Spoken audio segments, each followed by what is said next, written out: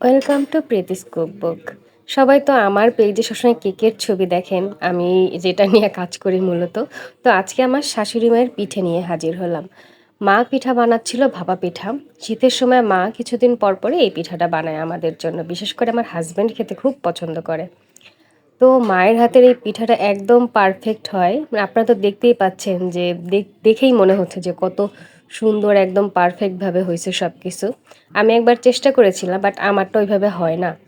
আর মায়ের হাতের এই পিঠাটা আসলে খেতে অনেক অনেক অনেক ইয়ামি। আর দোকানের সাথে আসলে এর তুলনা চলবে না। একদম পারফেক্ট। দেখেন একদম কি সুন্দর, মানে এত পরিমাণে নারিকেল আর সুন্দর একদম পারফেক্ট গুড় দেওয়া, যা আসলে আমি বলে বুঝাইতে পারবো না যে কতটা মজা হয়েছে। অনেক মজাদার একটা পিঠা। কেউ আবার লোভ দিয়েন না। Tata, bye bye. সবাই ভালো থাকবেন এবং আমার পেজের সাথে থাকবেন।